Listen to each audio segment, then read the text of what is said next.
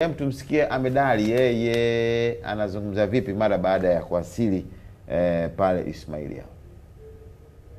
Sana Philip Cyprian, wale wachezaji ambao walikuwa na kikosi cha timu ya taifa ya Tanzania na kile kikosi ambacho kimewasili hapa siku ya leo. Kwa sasa na kwenda kuungana na mkuu wa idara ya habari na mawasiliano wa klabu ya Simba, Ahmed Ally, atuambie ratiba kamili ya hiki ambacho kinaendelea.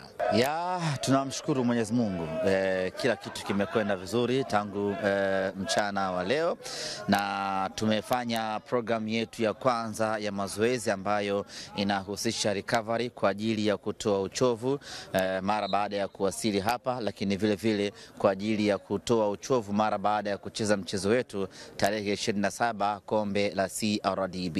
Wachezaji wetu wote ambao tumesafiri nao na wale ambao wamejiunga nasi kutoka Morocco wamefanya programu hii ya mazoezi, na pasina shaka kuanzia leo Jumamosi ndio tutaanza program rasmi sasa ya kiufundi kuelekea katika mchezo wetu dhidi ya Al Masry. Niseme tu ya kwamba kwa upande wetu Simba Sports Club kila kitu kinatuendea vizuri kuelekea mchezo wetu. Pamoja na mambo mengine, pia nimepata nafasi ya kumuuliza Ahmed Ally juu ya taarifa ya Simba kutumia uwanja wa Benjamin Mkapa Dar es Salaam kama uwanja wao wa nyumbani katika mchezo wa marudiano kati yao na Al Masry. Ni taarifa ambayo tulikuwa tukisubiri kwa hamu sana. Shauku na wasiwasi wa wanasimba walikuwa mkubwa, wapi mechi itakwenda kuchezwa. Hata juzi wakati tunatangaza viingilio, wapo watu waliouliza ya kwamba mnatangaza viingilio wakati hatujui mustakabali wa uwanja ni uwanja gani. Lakini tuliwaambia kwamba tuwe na imani na serikali yetu ambao ndio wamiliki wa uwanja huo kwa kazi kubwa wanayoifanya ya kurekebisha uwanja huo.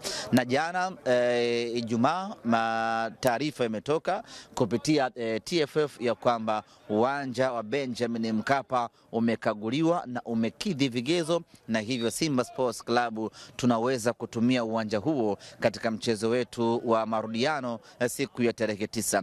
Hii ni taarifa njema sana Hassan, ni taarifa njema ambayo wanasimba tumeisubiri kwa hamu, lakini vile vile wanasimba tulikuwa na shauku kubwa ya kutaka kujua mustakabali wetu. Ziko sababu kuu mbili za kufanya tufurahi taarifa hii kutoka. Sababu ya kwanza, wote tunafahamu nguvu ya Simba inapokuwa katika uwanja Benjamin Mkapa.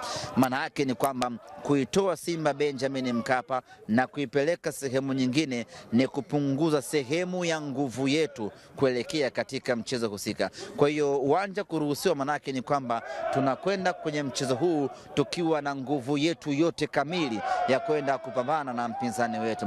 Lakini sababu ya pili, Tanzania tunazidi kukua kisoka, na ili ukue kisoka manake lazima michezo yako husika mikubwa ichezwe katika nchi yako husika. Kwa hiyo laiti kama mchezo huu ungepelekwa nchi nyingine, manake ingekuwa ni pigo kubwa mno kwa Tanzania na Simba Sports. Kwa hiyo taarifa hii ya kutumia uwanja Benjamin Mkapa imekuwa ni taarifa yenye tija mno kwa upande wetu, na kwa mantiki hiyo basi nichukue nafasi hii kualika rasmi mashabiki wa Simba. Tumeshafahamu venue itakuwa ni Benjamin Mkapa, tufanye maandalizi yote kuelekea Benjamin Mkapa, lakini wote tunafahamu Hassan ya kwamba Benjamin Mkapa, kwa Mkapa hatoki mtu.